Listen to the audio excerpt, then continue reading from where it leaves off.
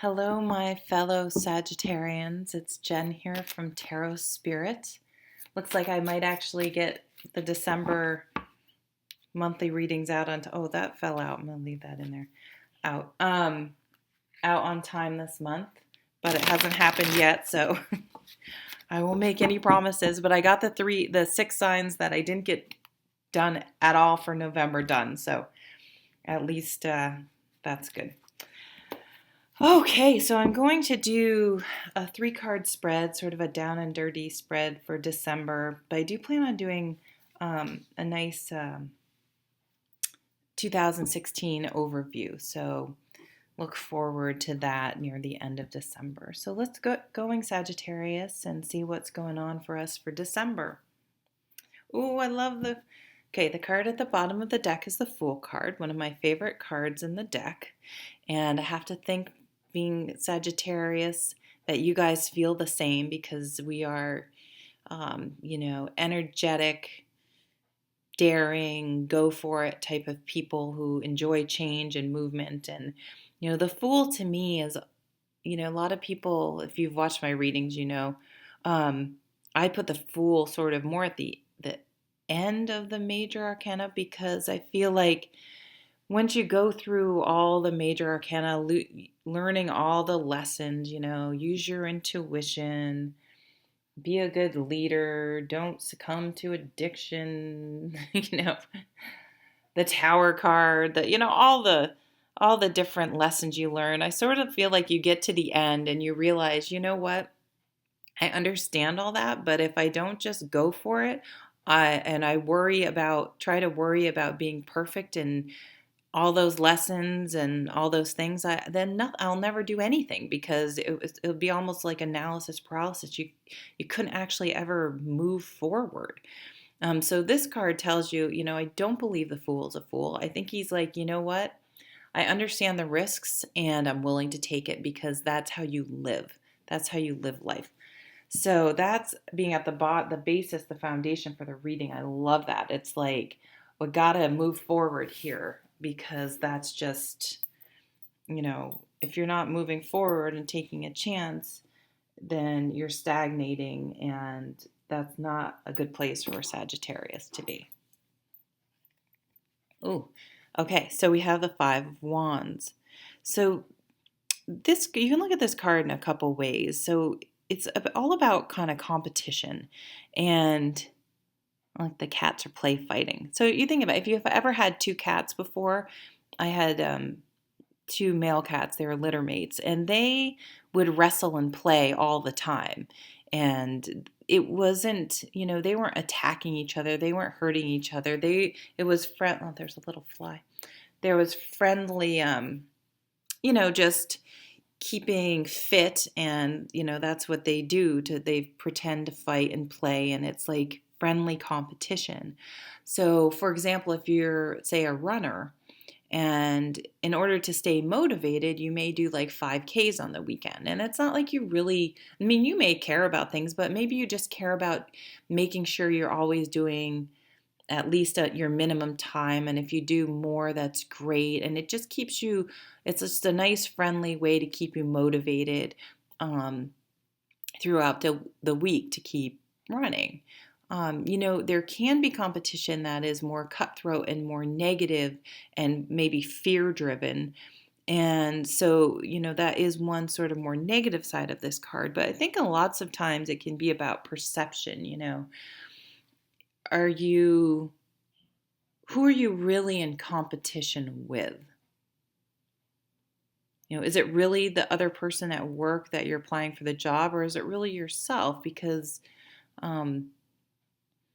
if the other person gets a job, it's not really a reflection on them versus you in the sense that it's anything personal. It's they were a better fit. And, maybe they handled themselves better at work, or maybe they did that. And I don't know. So that's just something to explore. But lots of times, competition in the right setting can be very positive. And then we have the Nine of Wands, so another fire card.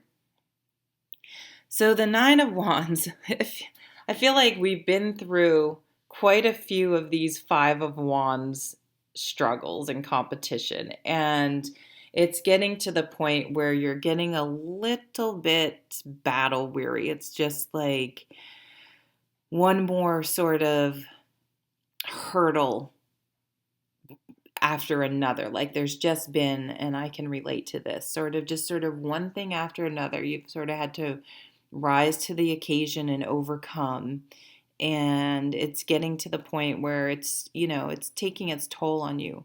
However, the, if the traditional Rider Waite version of this card, the guy's has his 9 poles. He's leaning on one. He has a bandage. He looks a little weary, but he's still standing, and he is like, bring it, like, bring it. It's a pain. I'm kind of sick of doing this, but I can totally do this. So I'm not going anywhere. If you want to keep, trying to, maybe this is someone else trying to be competitive with you, and it's just like they're making drama, or things where none really exist, but you do have to deal with it for some reason. And it's just, you're just like, all right, dude, if you really want to do this, it's like, it doesn't have to be this way, but I'm here and I'm still standing and I can handle it. So come on. Oh, and then we have the 9 of Cups, the Wish card. So I'm really seeing an end to this sort of competition and tension that has been maybe fighting that's been going on, and that we've successfully stayed motivated through it because we are fire signs, and we are able to stay motivated when lots of people fade away. And with the Fool down here, it's like we're getting our wish. It's like we made the test, we ran the gauntlet, and whew, we're getting um, our new beginning, our fresh start. We're starting out anew. We're leaving the stuff behind and moving forward away from this imposed competition or negativity. So that's nice. So it seemed, and I can relate to this personally. I feel like the last 3 months have just been constant this.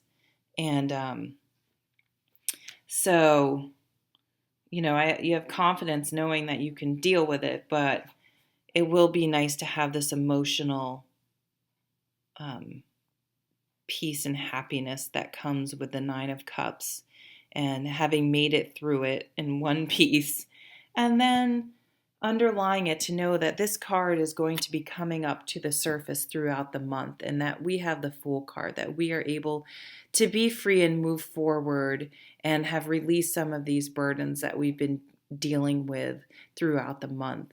So we're going to end December feeling free and happy and able to move forward, which is definitely a much better place for us than to just be, sitting here waiting for the next conflict and competition from this person or group of people or whoever's been sort of bringing conflict into our lives. And come out really strong with a nice, still fresh perspective to move on. It's like, it's not going to get us down. It's not going to, we're not going to keep carrying it. We're going to deal with it and then move forward into 2016. So thank you so much for watching. I hope you have a lovely holiday, and I'll see you at the next video. Take care.